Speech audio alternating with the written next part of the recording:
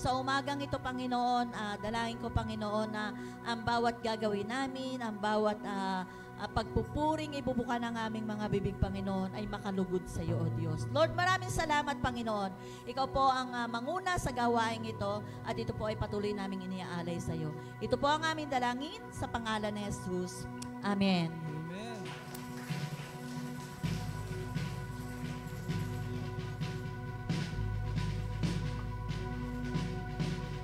Good morning, church!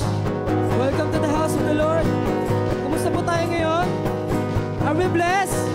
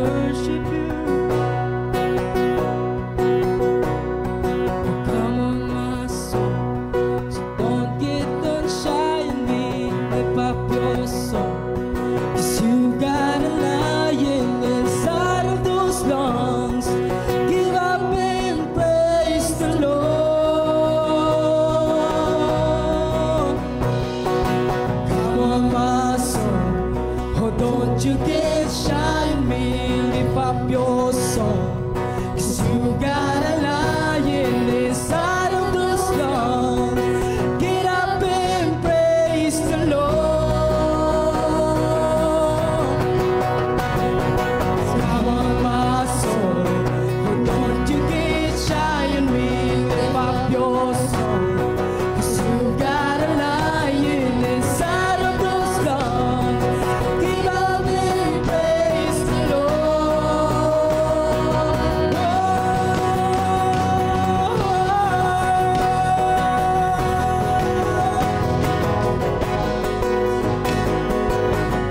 We praise you, Lord, we lift you up. Thank you, Lord. Oh, pinupuri ka, dinadakila ka, oh, Panginoon. Salamat, Ama.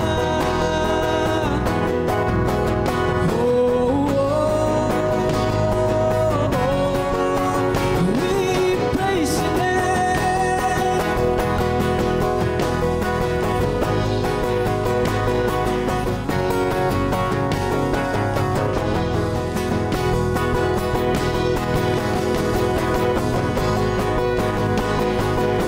Let's sing this song. All the earth will shout your praise. Our hearts will cry. These bones will sing. Come on, church. Great are you, Lord. All the earth will shout your praise. Our hearts will cry. These bones will sing. Great are you, Lord. All the earth will shout your praise. Our hearts will cry. These bones will sing. Great are you, Lord. It's your breath in our lungs, so we pour out a praise. We pour out a praise. It's your breath in our lungs, so we pour out a praise. We pour out a praise. It's your breath in our lungs, so we pour out a praise. We pour out a praise. It's your breath in our lungs, so we pour out a praise. Pour out a praise. It's your breath in our lungs, so we pour out a praise. Pour out a praise. It's your breath in our lungs, so we pour out a praise. We pour out a praise. It's your breath in our lungs, so we pour out a praise. We pour out a praise. It's your breath in our lungs, so we pour out a praise. We pour out a praise.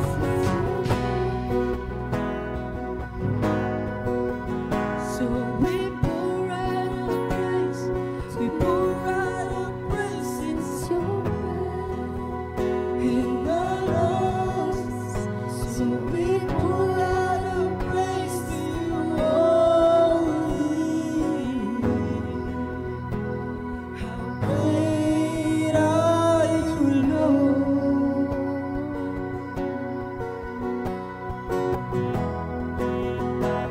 How great are you, Lord? Let's sing together. Oh, the earth. Oh, the earth will shout your praise. Our hearts will cry. These bones will sing. Great are you, Lord. Come on, church, let's sing again. Oh, the earth will shout your praises. Our hearts will cry. This boats will sing. Great are you, Lord. All the earth will shout your praise. Our hearts will cry, these boats will sing. Great are you, Lord. All the earth will shout your praise. Our hearts will cry, these boats will sing. Great are you, Lord. Presence of God.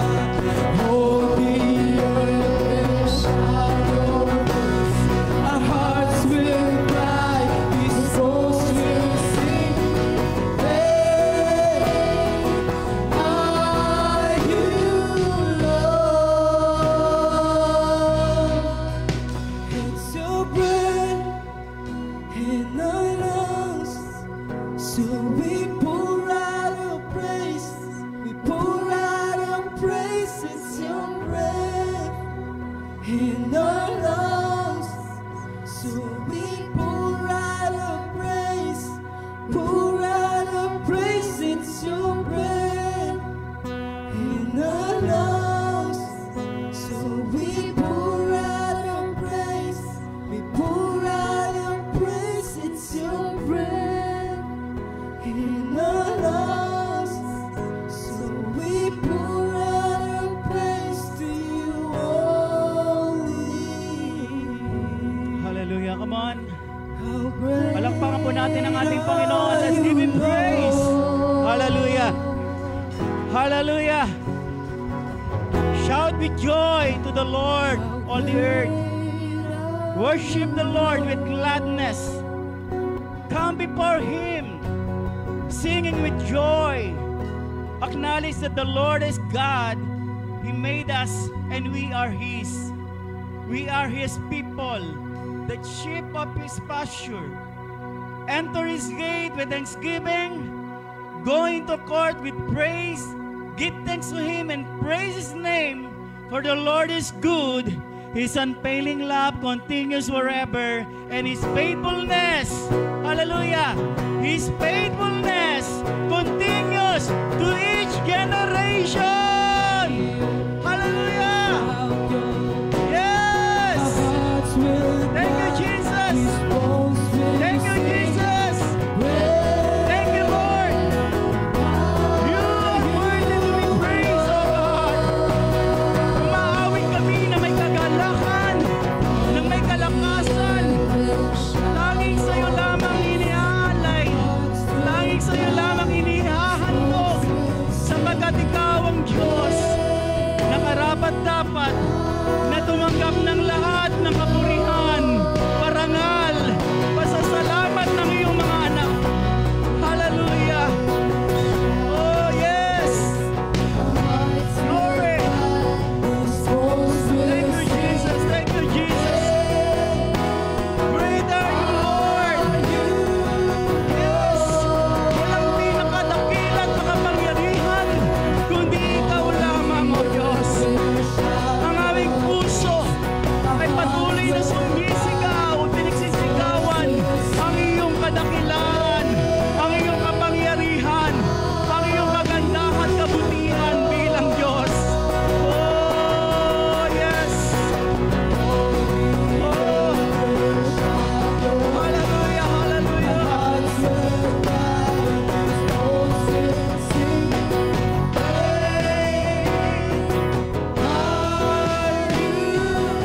Oh, thank you, Jesus. Salamat, Panginoon. Maraming salamat, O Diyos, sa lahat ng katagumpayan, kalakasan, panibagong kapag-asahang pinagkaloob mo sa amin ngayong umaga, Panginoon. Pinupuri ka namin, niluluwalhati, sinasambat, pinaparangalan.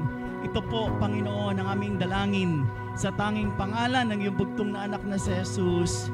Amen and amen. Hallelujah. Thank you, Jesus. Thank you, Lord. The Tinawagan ko pa si Earl. Earl, pakitulungan mo na ako dito. Amen. Magandang umaga sa atin lahat. Good morning. Ayan, salamat Ian.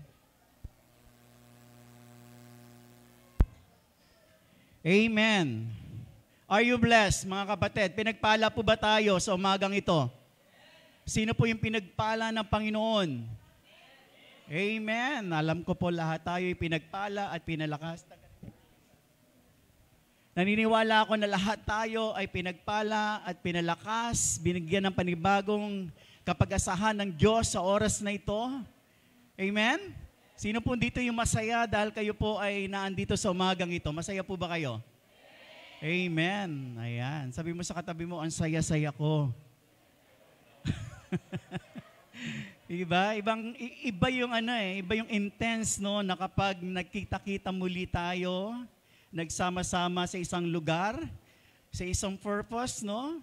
Hindi kung saan-saan lang, kundi ang dahilan ay para sumamba, sambahin, no? Paglingkuran ng ating Panginoon. Amen?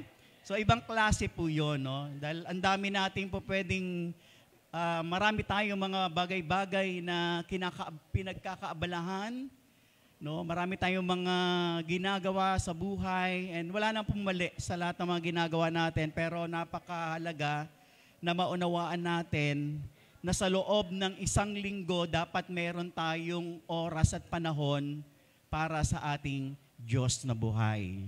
Amen? Dahil tayo po, nilikha tayo ng Diyos, ginawa tayo ng Panginoon, therefore, dapat lang tayong magbabalik ng ating pasasalamat doon sa mga biyaya na ating pong natatanggap sa bawat araw. Amen? No? Masarap yung nakapagpapahinga tayo kahit sandaling oras lang. Kahit 2 oras lang, no? Wala kang iniisip na problema, wala kang iniisip na utang na babayaran, wala kang iniisip na hinahabol ng mga deadlines, no? Wala kang iniisip na mga due date, no? Ang laking bagay po nun. Kasi kapag tayo ay punong-puno ng mga alalahanin sa buhay, magkakasakit at madadali po ang buhay natin. Amen? Kaya ang mga nagtitiwala sa Panginoon, sumasamba sa Panginoon, ibang klase ang kalakasan. Ibang klase ang napagtatagumpayin niya sa buhay sapagkat mayroon tulong ang Diyos sa kanyang buhay. Amen? Palakpakan natin ang Panginoon. Amen? So, bago ako magsimula, nakaready na pa yung video natin. Ito po yung nangyari kahapon, doon po sa mga hindi po nakarating. No, nagkaroon po ng tawag dito, maliit na celebration kahapon, araw ng mga araw ng mga puso, ang mga mag-asawa, no? Husband and wife, no? Nagkaroon ng konting salo-salo, nagkaroon ng konting bolahan, bolahan ba? Nagkaroon ng konting tawag dito, kasiyahan. And ito po yung mga nangyari. Highlight konting lang po ito, ilang seconds lang po.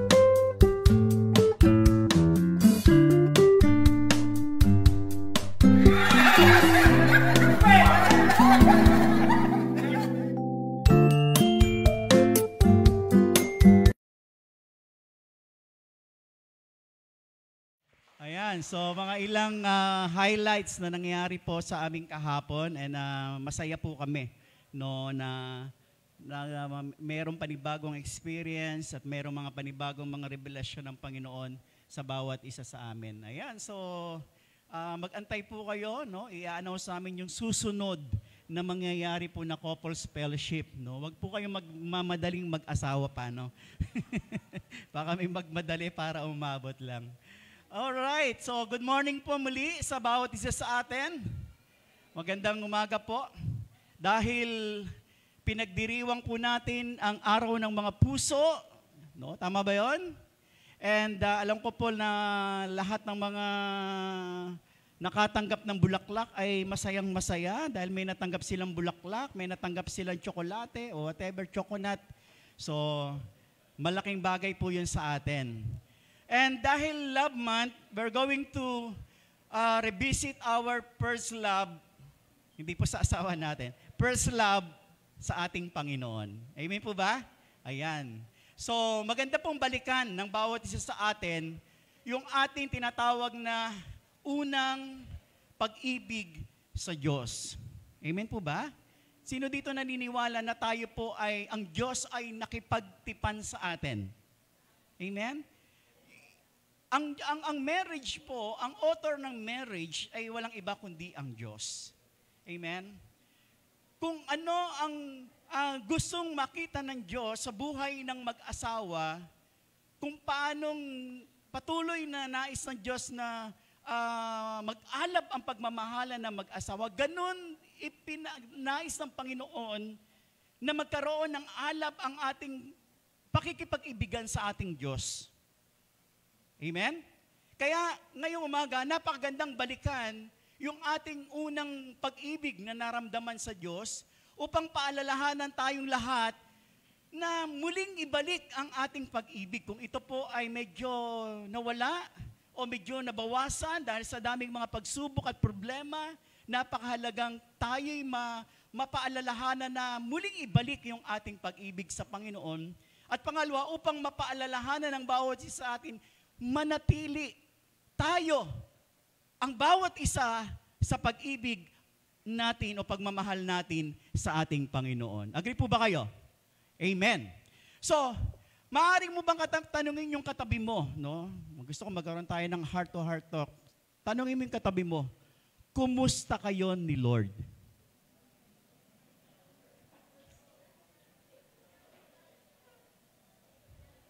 Sige po, sagutin mo. Sabihin mo, well, okay kami ni Lord.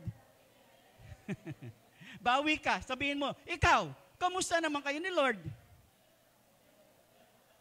Ayan, bawian. Bawian lang, walang takas no? So mga magulat, mga kapatid, yes, marahil sa tingin mo, sa sarili mo, ikaw ay okay. Tama ba yon? Or marahil sa tingin ng katabi mo o kasama mo, ikaw ay okay. Pero ang pangatlong tanong, sa tingin kaya ng Diyos, masasabi kaya ng Diyos sa umagang ito na okay kayong dalawa? Ayun. Di ba? Pwede, ang bilis mag-pretend. Tama ba yun? Ang bilis mag-pretend na sabihin na okay kayo, okay ka. Di ba? Minsan ganun Pero hindi maitatago ang katotohanan na kapag ang Diyos ang humusga sa atin, ay talagang sasabihin ng Panginoon ang hayagan na sasabihin, hindi tayo okay. Amen? Sa palagay ninyo mga kapatid, hindi kaya hinahanap ng Diyos yung ating mga oras? Hindi ba naghahanap ng Diyos ng ating oras? Do you think si Lord hindi nag-expect ng ating mga, na tayo po'y magdasal, maglaan ng oras sa pagdadasal? Sa palagay mo, hindi kaya kailangan ni Lord yung worship mo? Na okay lang na hindi ka mag-worship. Hindi kanya hinahanapan na or ina-expect na mag-worship. Sa palagay mo, He never asked you to serve Him? Hello? Yun po yung ating pag-uusapan ngayong umaga.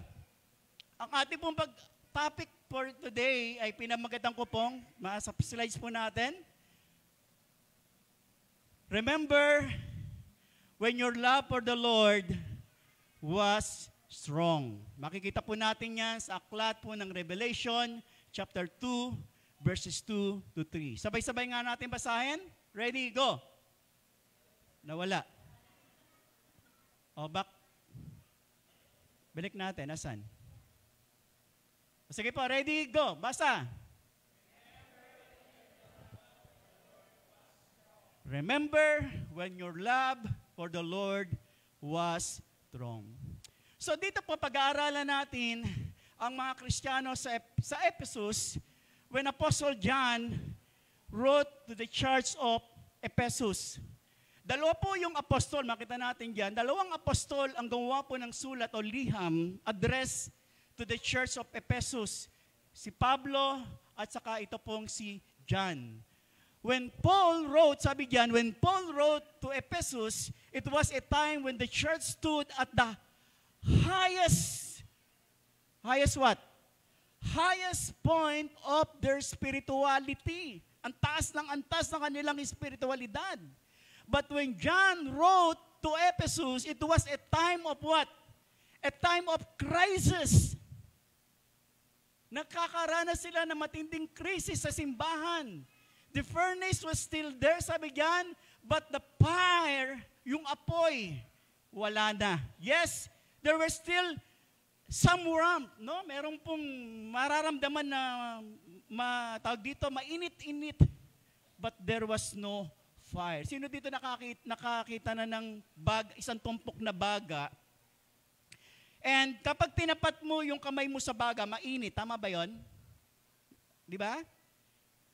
Pero wala kang makikitang apoy. Ganito inilantulad ni Apostle John ang kalagayan ng mga Kristiyano sa Epeso. Inilarawan ni John ang kalagayan ng mga Epeso na sila po ay nasa malamlam na kondisyon ng kanilang espiritualidad. So in Revelation chapter 1, John wrote this letter to the 7 churches in what? In the province of Asia. No? Revelation o Pahayag chapter 1 verse 4. And the 7 churches was the Ephesus, Smyrna, Pergamum, Thyatira, Sardis, Philadelphia, and Laodicea. Yan po yung binubuo ng 7 churches kung saan naka-address ang sulat ni John para sa mga Kristiyano sa 7 simbahan. At yung panahon na sinulatan sila ni John, si John po ay ipinatapon sa island of Patmos. At habang si John ay nandoon sa island of Patmos, John saw a vision of the risen Jesus exalted as King of the world. And Jesus was standing in the 7 lampstand. Ayan po yung nakita natin, yung lampstand. Sample po ng lampstand. Jesus was standing in the 7 lampstand at sinasabi ni Juan na itong 7 lampstand na ito is a symbol of 7 churches dito po sa Asia Minor. Yun, binanggit na natin yung mga pangalan ng 7 simbahan na yon. And dito makikita natin, Jesus starts addressing the specific problem na kinakaharap ng 7 simbahan. Meron silang mga iba't ibang kinakaharap. Binanggit dito yung kanilang mga weaknesses, binanggit din dito yung kanilang mga iba't ibang strength. So somewhere apathetic due to wealth and influence. Pag sinabi pong apathetic is walang pakialam. Dahil mayaman sila, marami silang pera, wala silang pakialam sa iba. And others were morally compromised. No, marami na sa mga Kristiyano at that time nakikipag-compromise na kukompromise na sa iba't ibang bagay. Nawawala na yung kalidad ng pagiging Kristiyano dahil nga po sa takbo ng mundo ng mga panahon na yon. And other Christians were still eating ritual meals. No, kumakain na sila sa mga pagkain inihandog sa mga kung saan-saan. Sleeping around in the pagan temple. No, gumagawa ng mga kahalayan sa palibot ng paganong templo. But, sabi diyan, the others, churches remain faithful. Merong mga ibang simbahan na natiling tapat. And Jesus, ito yung, sabi dito, dahil sila po ay naging matapat, sila ay nagpatuloy, doon sila nakaranas tinatawag na mga matitinding harassment and violent persecutions. At dahil, mga kapatid, sa kanilang matinding kahirapan na nararanasan dahil sa kanilang pagiging Kristiyano o mananampalataya ni Kristo, dumating sila to the point kung susuko ba sila o mananatiling tapat sa pananampalataya. Kaya nga dito sa dito sa aklat ng John, hinamon sila ni hinamon sila ni Jesus na manatili silang tapat. Kapag sila ay nanatiling tapat hanggang sa huli, sila ay tatanggap ng tinatawag na gantimpala sa sinumang magtatagumpay. Amen po ba? Basahin po natin, Revelation o Pahayag, chapter 2, verses 2 to 4. So, wikang Tagalog, basahin natin. Sabay-sabay tayo, ready? Basa.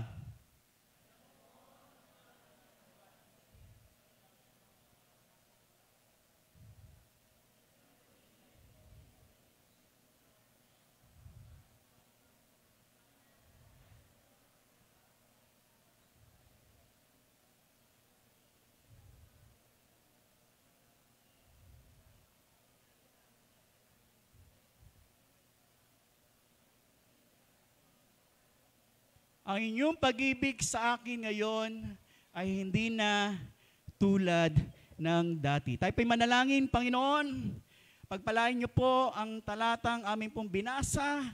Samahan niyo po kami pangunahan sa oras na ito, O God. Hayaan mo, Panginoon, magkaroon kami ng kaunawaan, Panginoon, sa napakagandang mensahe at pagpapaalala sa amin, Lord, sa aming pong pag-ibig sa iyo. Salamat po, ito po aking dalangin sa pangalan ni Jesus. Amen. Kung meron man akong gustong iwanan ngayong umaga sa ating pag-uwi ay ito. Sabay-sabay po nating basahin. Sa slide. Next slide, please. Ayun. Ready? Hold on to your love for the Lord and keep it strong.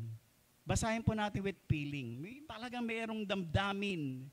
Ready? Go. Hold on and keep it strong. Mga magulang, mga kabatid, kailangan po natin ma-maintain na malakas, matatag ang ating pong pag-ibig sa Diyos. Amen po ba? Kahit na anong mga sitwasyon, problema, maaaring tayo subukin ng iba't ibang panahon.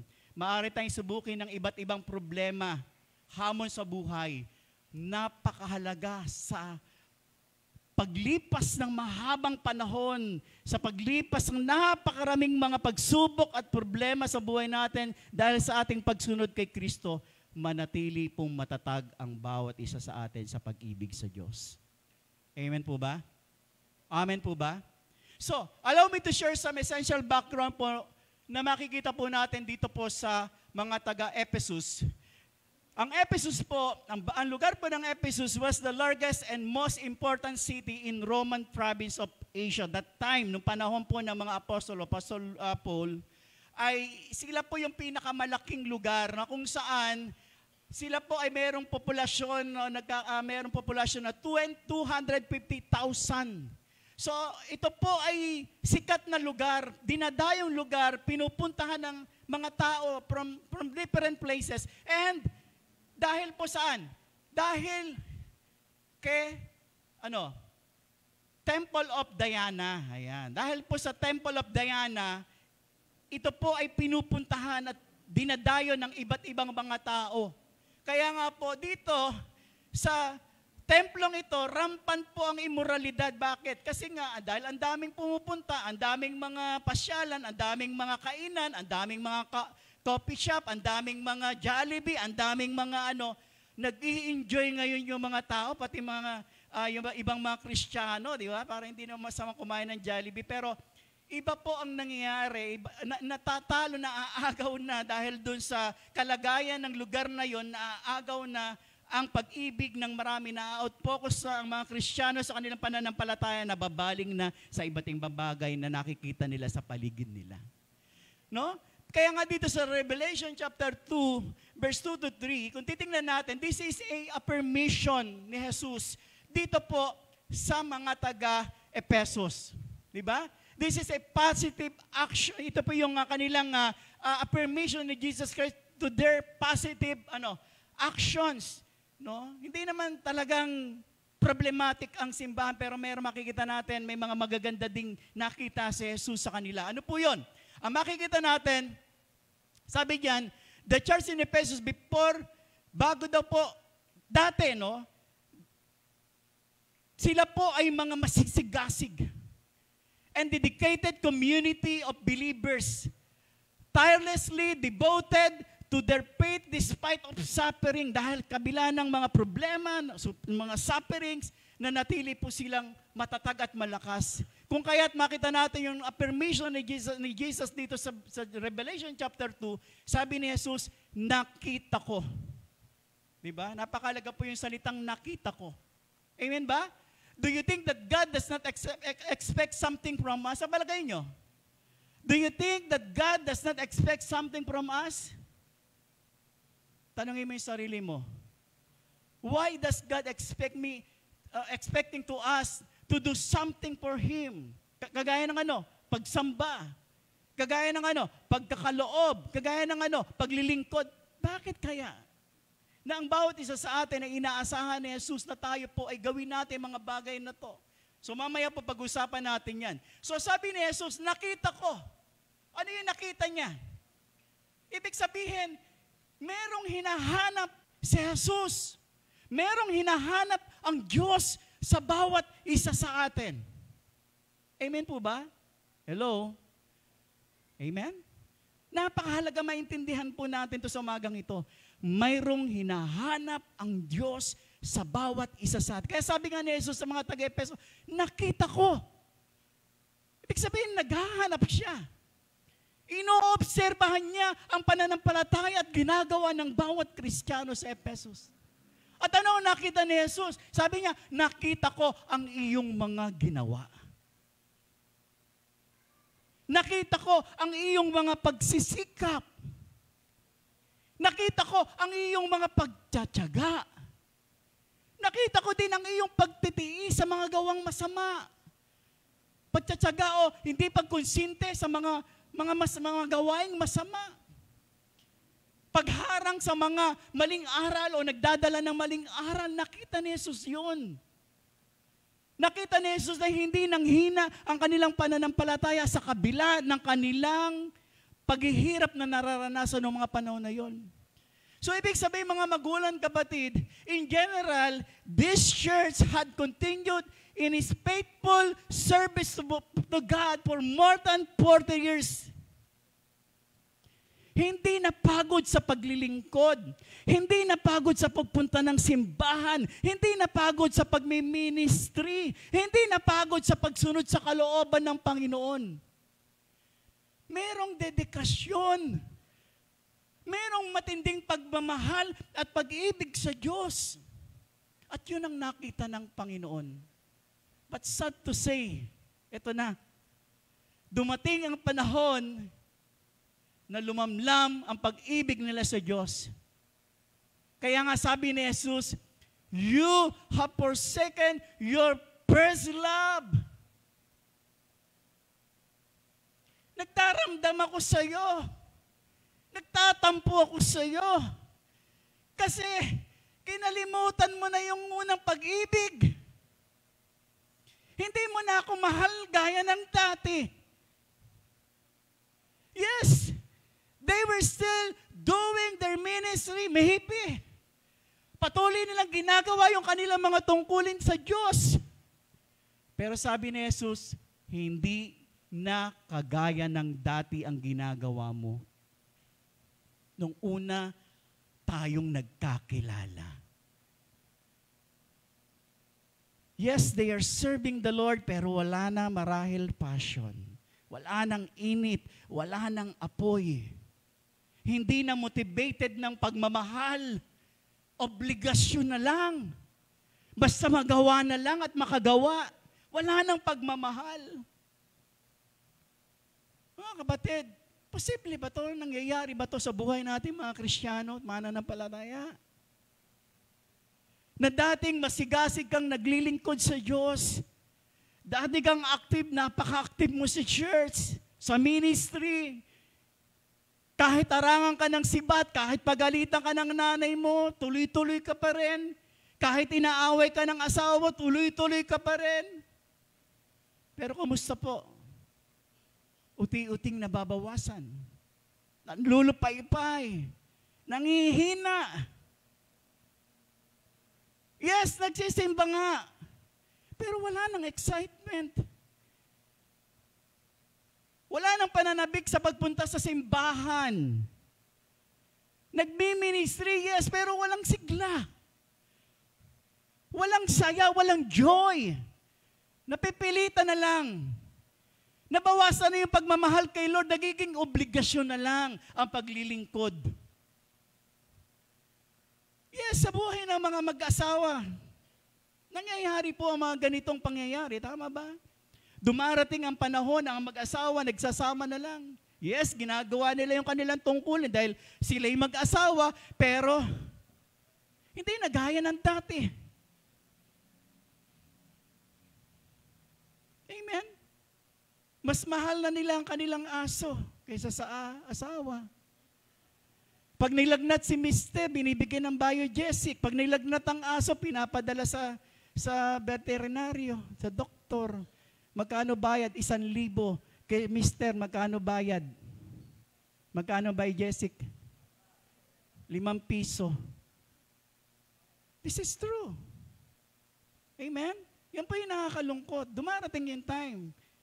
Nung bagong kasal pa lang kayo, meron pananabig sa isa't isa. Magkasalo ko sa isang plato. Kahit dahon ang plato, masayang-masaya. Hindi makakain tayo ng pag hindi magkasama. Masayang pinagluluto si Mister, masayang pinaglalabas si Mrs. Tama ba yun? Ang tawag doon ay honeymoon stage. Subalit paglipas ng panahon, ano na nangyayari? Yes, gumagawa pa rin sila ng tungkulin. Mag-asawa pa rin sila, pero obligasyon na lang. Wala nang excitement. Wala nang kilig factor. Wala na yung init. Wala nang pananabik. Lumamlam na ang pagsasama. Ito po yung nakita ng Diyos sa mga Kristiyano sa Ephesus. Nawala na yung init. Nawala na yung passion at excitement sa kanilang paglilingkod. Amen po ba? Pwede bang apain nyo, kapitan yung katabi nyo? Kung mainit ba yan o malamlam, malamig?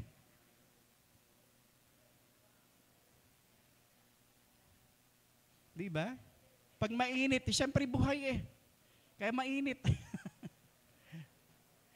When a husband and wife begin to take each other for granted, church, and life becomes routine, well, your marriage is now in danger.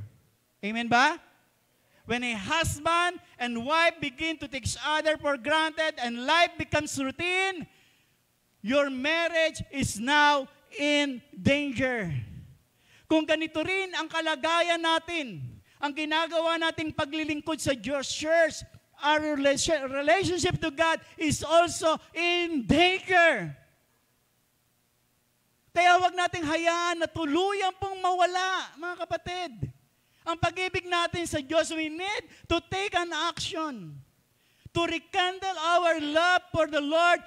Church, sabay-sabay tayo, return to our first love for God. Ibalik mo yung unang pag-ibig mo sa Diyos. Return your first love to God. So what are the signs that the church or leaders, workers, or even the members have forsaken their first love to the Lord? Meron lang pong ilang bagay. Una po, the quality of service is severely inadequate. Kapag ang ginagawa mo sa loob ng simbahan ay hindi na po nakikitaan ng kalidad sa ginagawa natin. Basta makagawa na lang. Amen? Hindi na natin iniisip kung matutuwa ba si Lord sa ginagawa mo or hindi. Yes, ang Diyos ay hindi po naghahangad ng perpektong galing natin. Tama ba yon? Ang Diyos ba ay naghahanap ng perpektong galing natin? No. Ang nais ng Diyos, yung puso natin, yung pagmamahal mo, yung pag-ibig mo. At ang tunay na nagmamahal, hindi lang basta nagbibigay. Pumipili siya ng pinakamainam na pwede niyang gawin, ibigay sa Diyos na kanyang minamahal. Hindi ka papayag na basta-basta. Hindi ka papayag na tira-tira. Hello? Diba? Kung talagang mahal mo ang Diyos, hindi ka papayag ng tira-tira ibibigay sa Kanya. Yung mga leftovers natin, no. Ibibigay mo yung pinakamainam na alam mo, magiging masaya ang Diyos sa gagawin mo o ginagawa mo para sa Kanya. One of a sad story nangyari on the book of Genesis, yung nangyari po kay Abel at kay Cain. When Cain presented his offering to the Lord, Cain brought only leftover goods, mga tira-tira, showing a lack of true love and devotion to God. And what happened? Hindi kinalugdan ng Diyos yung kanyang offering. Anong kinalugdan niya? Yung offering ni Abel. Bakit? Dahil si Abel nag-offering ng pinakamainam na offering para sa Diyos.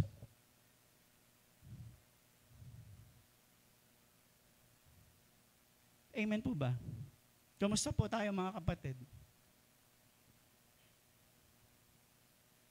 Marami sa atin na out-focus na. Ang daming bagay-bagay sa mundong ito na talaga pwedeng umagaw ng ating pag-ibig at pagmamahal sa Diyos. At marami po sa atin talagang nababaling ang ating focus sa ibang bagay. Nawawala na yung talagang totoong commitment natin sa Panginoon. Amen po ba? Nasasabi lang na nag-worship, yes, kumakanta ka. Nagtataas ka ng kamay, sumasayaw ka, pero wala nang surrendering heart. Wala nang pagsusuko ng sarili, ng buhay. Ang linaw na sinasabi ng Romans chapter 12 verse 1, offer your body as a living sacrifice. Pero sa pagtagal ng panahon na pagiging Kristiyano, yes, pumapasok na simbahan, pero wala nang pagsusuko ng buhay. Yes, nagsasabing mahal nila si Lord, pero wala, sa labi na lang. Kahit tanungin mo ngayon, mahal mo si Lord? Oo, mahal ko si Lord. Oh. Pero ang linaw na sinasabi, love the Lord with all your heart, love the Lord with all your soul, love the Lord with all your strength. Hindi pwede half-half. Hindi pwedeng 3/4, hindi pwedeng 1/4. Whole, buo ang nais ng Panginoon. Amen? Yes, nagbibigay tayo ng oras sa Diyos, pero binibigay natin yung pinakamaalwan. Kapag ganun ang ginagawa natin, wala nang tunay na sakripisyo. At kapag wala nang sakripisyo, wala na talagang totoong pagmamahal sa Diyos. Nakikiayon ka na lang sa ginagawa ng iba, nakikisabay ka na lang. Lumalakad ka, nakikisabay ka na lang, pero wala nang sakripisyo. At sinasabi, hindi ganito ang tunay na pagmamahal sa Diyos. Dahil ang totoong pagmamahal, handang magsakripisyo. Nakahandang ibigay sa Diyos kahit na ang pinakamasakit at pinakamahirap sa buhay mo. Amen? At pangalawa, obedient without sacrifice. Kapag ang pagsunod natin sa Diyos ay pabor na lang sa ating sarili. Amen po ba? Sabi nga natin kanina, kapag walang sakripisyo, walang totoong pagmamahal. Dahil ang totoong pagmamahal, may kasamang sakripisyo. Amen? Si Abraham, alam natin. Gusto ba ni Abraham i-offer si Isaac ang kanyang anak? No. Marahil labag sa kanyang kalooban ang kanyang paghahandog ng kanyang anak ay isa-isang anak, the only son. Pero dahil mahal niya ang Diyos, ginawa niya, sinunod niya, he offered his son to the Lord. Ang sakit nun. And that is true sacrifice. And that is true love. Handa ka magsakripisyo kahit ng pinakamahirap at masakit para sa iyong buhay. At pangatlo, there will be no more genuine commitments. Kapag sa tingin natin sa ministry o ginagawa natin sa simbahan ay set of duty na lang at hindi na pribilehiyo to serve the Lord. Amen? Kapag mahal mo si Lord, hindi na tayo dapat paalalahanan kung ano ang dapat nating gawin tuwing araw ng linggo. Hindi ka na dapat ginigising ng nanay mo. At sasabihin sa iyo, linggo ngayon, sumimba ka. Kapag mahal mo ang Diyos, toong pagmamahal mo sa Diyos, hindi ka na kailangan paalalahanan ng sino man. Kusa mo na itong ginagawa dahil mahal mo ang Diyos. Nagsisikap ka mag-grow sa ginagawa mo to help the church. Hindi ka nahihirati na ito lang ang gagawin mo. Nag-i-improve ka, naghahanap ka ng pwede mong gawin para mag-improve ka for the church, for the Lord, dahil mahal mo ang Panginoon. Amen po ba? Ministry is a privilege to serve the Lord. Amen? Sabi mo nga sa katabi mo, ministry is a privilege to serve the Lord. Mga kapatid, pakinggan nyo to. Ang daming naghahangad na magawa ang ginagawa mo. Ang daming nagdi-desire at nagnanais to become like you. Amen? Ang ganda ng boses na parang gusto ko rin kumanta. Hindi nila magawa. Bakit? Wala silang boses eh. Nag-a-aspire sila, gusto ko someday maging song leader ako, maging mananaw. Dahil parehong kaliwaan pa, hindi makasayaw. Ang dami naggugusto na gawin ang ginagawa mo. Pero marami mga Kristiyano hindi nakikitaan ng tunay na seryoso sa paglilingkod sa Diyos. Church, we need to check our heart. We need to check our relationship with our Lord. Baka po nanganganib na. Hindi ko po alam. Amen? Kung nasang estado na po ang ating puso at pagmamahal sa Diyos. Ano pong dapat natin gawin?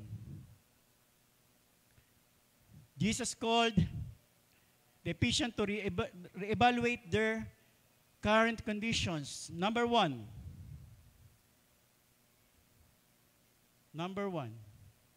remember the height from which you have fallen. Remember the height from which you have fallen. Pinababalikan sa atin ng Diyos kung ano yung antas ng pagmamahal at pag-ibig natin nung una. Amen? Kung paano ka nagsimulang maglingkod sa Kanya. Kung paano ka nagkaroon ng malalim na pagmamahal at relasyon sa Diyos. Ang sabi diyan, go back to the basic. Hindi kailangan naman na matinding theologians at matinding pag-aaral ng salita ng Diyos para makabalik tayo sa una. What is the basic? Reading Bible. Pray. And attend fellowship. That is a basic. Napaka-basic na mga gawain, pero doon tayo nagsimula. Amen? Naalala ko nung bagong Kristiyano ko noon, pag natutulog ako sa amin, ang unan ko, Biblia. Ngayon, asawa ko na. Joke lang. Biro lang po. Bible. Bago ako matulog, basa ng Bible. Pag gising sa umaga, basa ng Bible. Napaka-basic, di ba? Yun lang. At yun ang sinasabi ni Lord sa bawat isa sa atin. Balikan natin yung basic. Pangalawa, repent and do the things you did at first. Magkaroon tayo ng realization sa makasalukuyan nating ginagawa ngayon. Tingnan natin ang kalagayan nating espiritualidad ngayon. Kung wala pong realization, wala pong mangyayaring pagbabago. Paulit-ulit lang, same lang, magiging ganun pa rin tayo. So we need to check our heart. Baka ang layo na pala natin. Ang galing-galing natin kumanta, ang galing-galing natin tumugtog, ang galing-galing natin mag-serve dito, pero ang layo na pala ng puso natin sa Diyos. So kapag nare-realize mo na lumalayo ka na, simple lang. Sabi diyan, manumbalik. Bumalik ka lang. Diba? Walang matinding dapat gawin. just to return. Balik ka lang sa ating Panginoon. Yung sinasabi ng ating pangatlo. Ano yung sabi ng pangatlo? Return to the previous way of doing things. Gawin mong muli yung ginagawa mo noong una, kung paano ka magsimulang maglingkod, kung paanong love na love mo si Lord noon, kung paanong always kang present sa mga gawain, mga online o whatever. Everyday, hawak mo ang Bible. Devoted ka sa pagbabasa at pag-aaral ng Biblia. Lagi kang nananalangin. Kapag Sunday, ang aga-aga mo sa simbahan. Sarado pa ang simbahan, andito ka na. Wala na si pastor sa simbahan, andito ka pa rin. Kapag naiwan ka ng service, sumusunod ka kahit naglalakad ka at namamasahe ka. Amen? Hindi ka umuwi at mag-online ka na lang. Hindi kompleto, dati hindi kompleto ang isang linggo kapag hindi ka nakapapasok ng simbahan. Tama ba yon? Return to the previous way of doing things.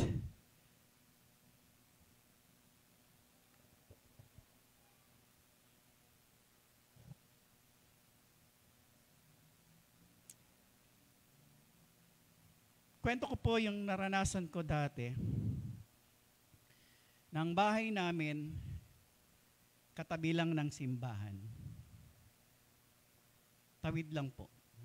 Time nila Pastor Andy. Bahay ni Pastor Andy, doon po dati kami nakatira, and church katabi lang. Sa buong buhay at pagiging Kristiyano ko, hindi po ako lumiliban ng pagsimba sa simbahan. Kahit hindi pa po ako pastor that time. Ordinaryong membro, ordinaryong manunugtog, hindi po ako lumiliban ng pagsimba.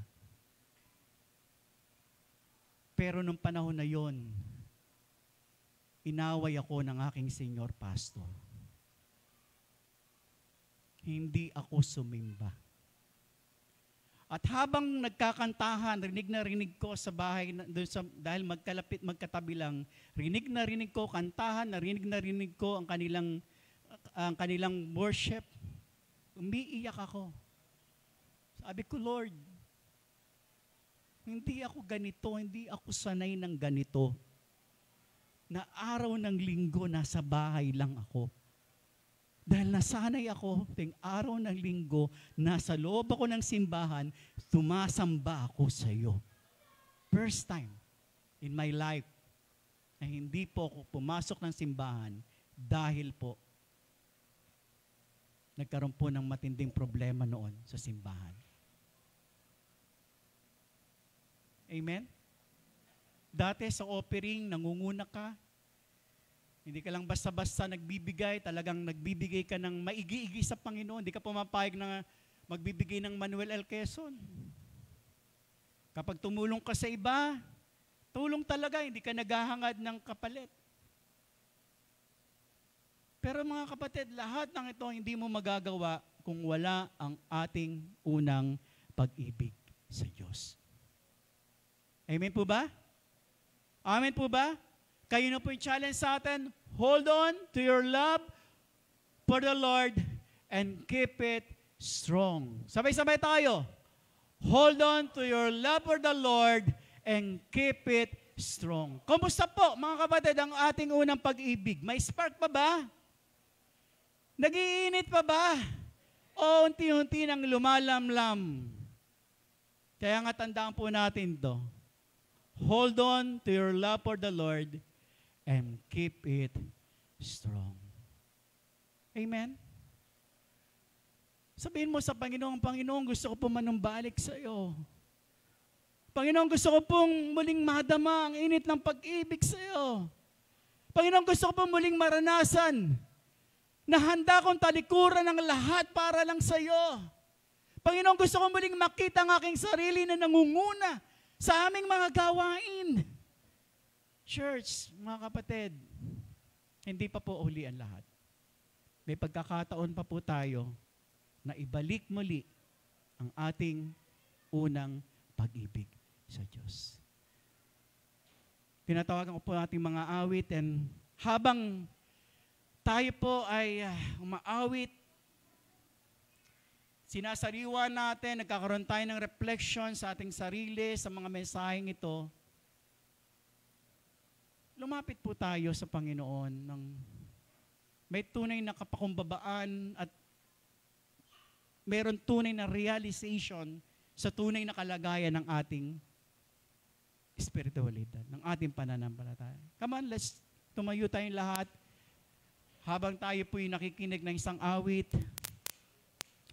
Tulungan tayo ng Panginoon sa umagang ito pang muling ipadama, muling ibalik ang ating unang pag-ibig na naranasan sa ating Panginoon.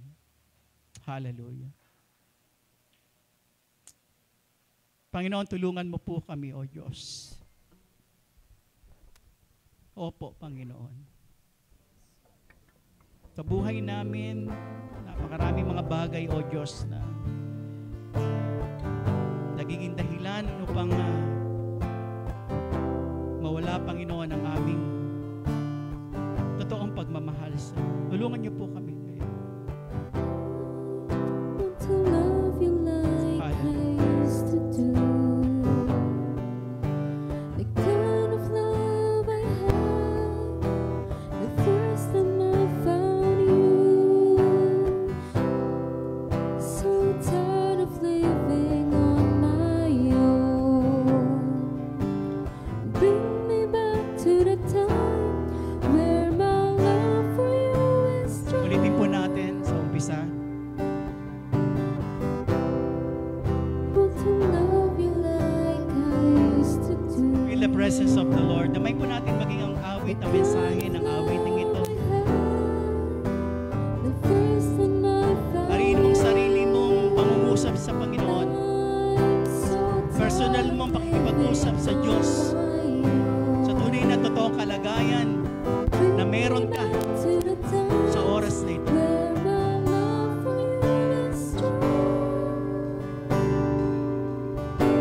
To worship and to honor you is all I wanna do. So many times my heart may seem so untrue. Jesus, touch me again with your love that never ends. That even when my life is through, I stay in love. Love with you. Hallelujah.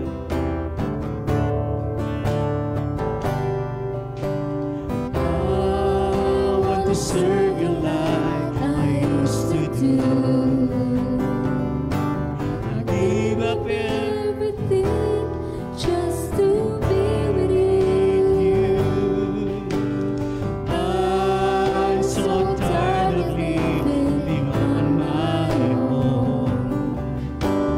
Bring me back to the time when my love for you is strong. To worship and to honor you is all I want to do.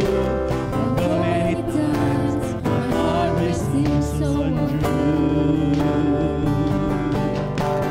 Jesus, touch me again with your love that never ends.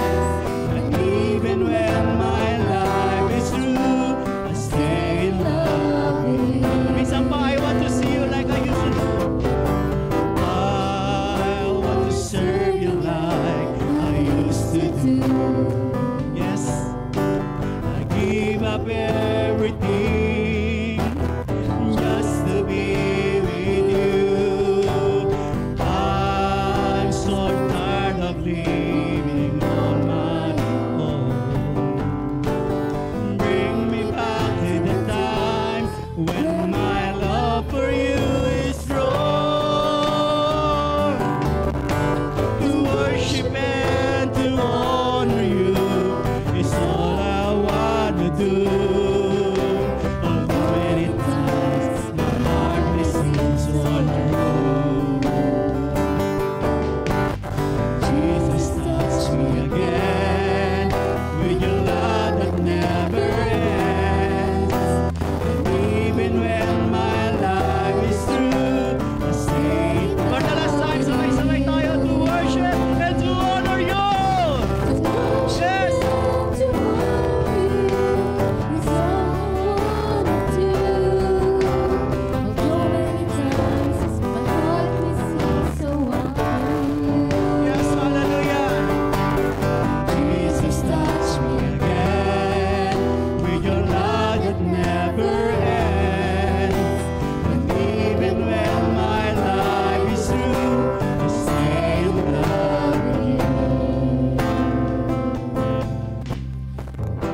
Hallelujah. Salamat po, Panginoon, for giving us this opportunity as a reminder for us, Lord.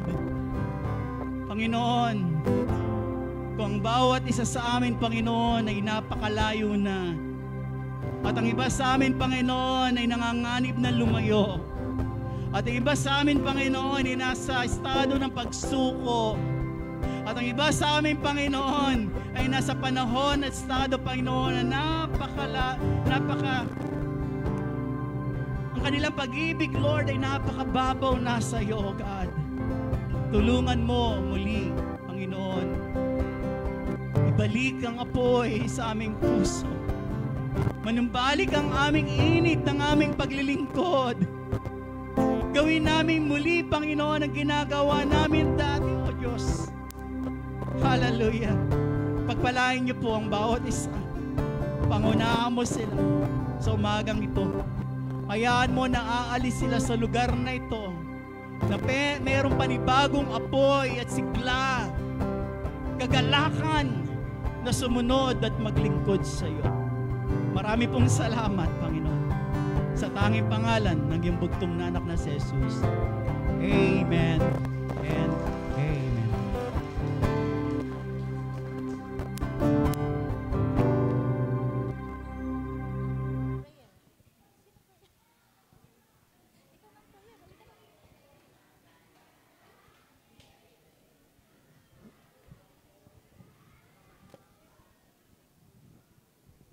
Amen.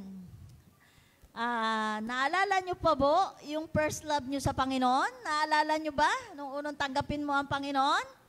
Oh, walang nakaalaala. Amen. Alam ko po na lahat tayo nakaranas ng unang pag-ibig sa Panginoon. Amen? Okay. Ngayon po, dadako tayo sa ating pagbabalik ng pagpapala sa Panginoon. Mga binigay ng Lord na lahat ng pagpapala ay hindi po sa atin yon. Ibinigay sa atin ng Panginoon, pero kailangan nating ibalik ang sa Panginoon. Amen po ba? And ngayon po, samahan niyo po ako upang manalangin. Panginoon, maraming salamat, O Diyos, sa bawat pagpapala na aming nararanasan, bawat pagpapala, Panginoon, na aming na-enjoy, yung pagbe-bless mo sa amin, Panginoon, not only in financial, Panginoon, sa lahat, Panginoon, ang aspeto ng aming buhay. Ikaw, Panginoon, ang may alam, Panginoon, ikaw ang may bigay, Panginoon, regalo, Panginoon, sa amin lahat ng aming tinatamasa, Panginoon, even ang aming hininga, O God. Lord, sa lahat po, Panginoon, ang ibinigay mong pagpapala ay malapat lamang, Panginoon, na aming ibalik sa iyo ang para sa iyo, Panginoon. Sinabi mo nga, Panginoon, na ang 10%, Panginoon, ay para sa iyo, sa iyong gawain, Panginoon. Lord, napakalaki ng porsyento para sa amin, O God. Kaya walang dahilan upang hindi namin maibigay ang para sa iyo, God. Lord, dalahin ko, Panginoon, ang mga gustong magnanais magbigay, Panginoon, ay patuloy mo rin silang pagpalain. Dalahin ko, Panginoon, ang binubuksan namin, Panginoon, ang durungawan ng langit, Panginoon, upang sila, Panginoon, ay pagpalain mo, O God. Lord, dalahin ko, Panginoon, ang bawat ibabalik namin na para sa iyo, Panginoon. Panginoon, ito ay makatulong, maggamit, Panginoon, sa iyong ministeryo, Panginoon, O God. Lord, maraming salamat at kulang, Panginoon, ang pasasalamat, kulang ang mga salita, Panginoon, upang maibalik namin ang papuri, Panginoon, ang mga pagpapalang aming nararanasan, O God. Lord, purihin ka sa umagang ito sa lahat ng aming pagpapalang na ibigay mo para sa amin, O God. Salamat, Panginoon. Ito po ang aming dalangin sa pangalan ni Jesus. Amen. Imposible sa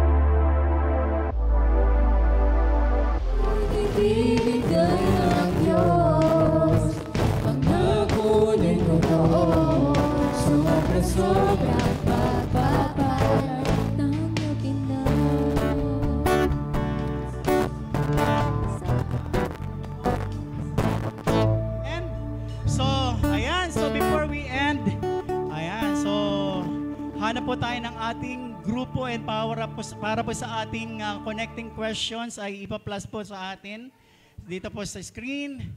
And sa loob po ng 10 minuto, please share your answer sa grupo. Amen?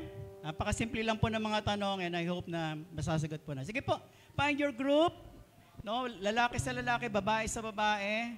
And may mga facilitator po tayo na lalapit po sa inyo para tayo po ay tawag dito gabayan at samahan sa ating pong grupo. So, 3 grupo, sa bawat grupo po ay liitan lang po natin 3 hanggang 4 o 2. No? May 2, may 3, depende po. Kung wag po tayo sosobra sa 3 para mabilis po no, yung ating pag-uusap. So, may lalapit po sa... Gamitin po natin itong wag po tayong magdikit-dikit. Move kayo dito. Napakalalaki po ng lugar para ating pong magamit. Sige po. Huwag po kayo magdikit-dikit para hindi po kayo magkarinigan. So find your group. And meron pong facilitator na lalapit sa inyo para po kayo ay tulungan to answer these questions. Ayan.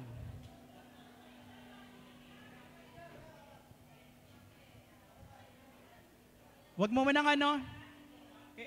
stop mo muna yung timer, please, para sabay-sabay tayo. Wala mo ng timer. Wala mo ng timer. So, para makaano na po tayo. Okay na po? May grupo na? Dito, may grupo na? Oh, okay na yon.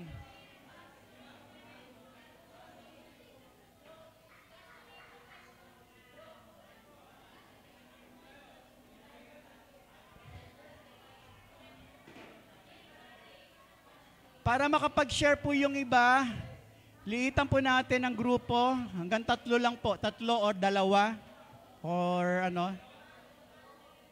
para po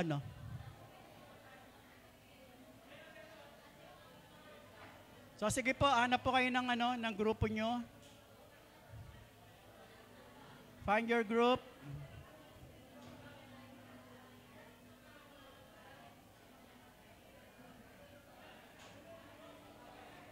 G, okay ka na dyan, G? Yung group dyan? O, sino pang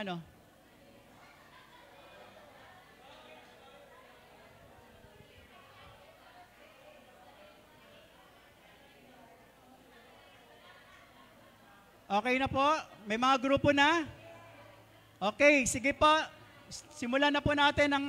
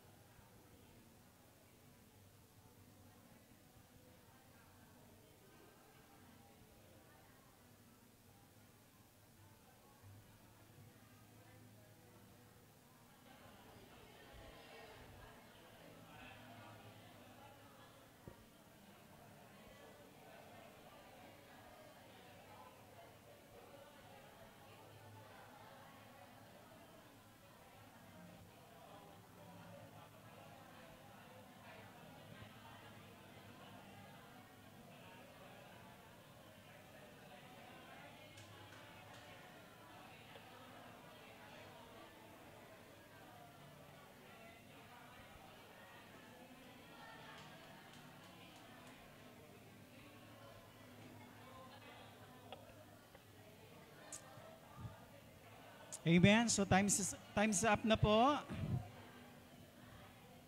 So, kung tapos na po kayong manalangin sa grupo, so pwede na po tayong tumayo. Ayan. Para po sa ating announcement, ay patuloy kami nag-i-invite sa ating pong online midweek service every Thursday. And sa lahat po ng mga nag-facilitate ngayon, mag-stay lang po kayo dahil meron po tayong maikling evaluation, no? So, sa lahat po ng mga facilitator o nag-facilitate sa umagang ito.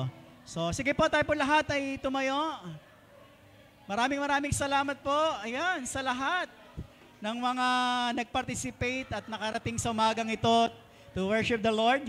And ating pong sama-sama yung panalangin, humingi ng panalangin ang para po sa pamangkin o pinsan ni Ate Libay na meron pong na-diagnose po na meron pong infection sa liver abscess. And si Emmanuel Ian Libao, na kasalukuyan po nasa Korea. And let's pray po for Emmanuel. And let's also pray for Paul, no? Kay John Paul, no? Na-diagnose po siya na meron siyang fatty liver. And pangalawa po ay yung kanyang gallbladder polyp, no? Stage 2. So, under medication po siya at patuloy po naggagamot sa bahay. And let's pray for complete healing para kay Junie. Sige po, tayo po'y manalangin. Panginoon, tinataas po namin si Emmanuel Ian Libao, Panginoon, na meron po siyang liver abscess, O God. At habang siya po, Panginoon, ay ano man ang kanyang pinagdaanan, operasyon o whatever, Lord, dalangin po namin, tulungan mo siyang maging madali ang kanyang recovery, O God. Maging malakas po ng madali, O Diyos, ang kanyang katawan, Panginoon, upang makabalik na po siya sa kanyang pagtatrabaho. Lord, wala pong malayo siya sa kanyang pamilya, naniniwala kami hindi mo siya pababayaan. Sa tulong ng mga kapwa Pilipino niya, Lord, na naggagabay sa kanya, tumutulong, Lord, I pray, magiging maayos po ang kalagayan po ni Emmanuel in the name of Jesus, O God. Salamat po, Panginoon, sa katugunan. And we also pray for Junior, Lord, kay Paul, O God, sa kanya pong fatty liver, Panginoon, at sa kanyang gallbladder polyps, Panginoon, Lord. Ipuin mo po siya, Panginoon, yung mga gamot na in-intake niya ngayon, tulungan niyo pong makatulong upang matunaw yung kanyang polyp, Lord, in the name of Jesus, O God. And yung kanyang fatty liver, Lord, tulungan niyo po siya, yung mga vitamins na iniinom niya ay makatulong para po maging maayos po ang kanyang atay, Panginoon. Salamat po, Lord, sa kagalingan mo, kompletong kagalingan kay Junie, at siya po'y makabalik na po sa simbahang ito, makasama na muli namin sa gawain, O God. Marami pong salamat sa lahat ng katugunan, Panginoon, sa oras na ito.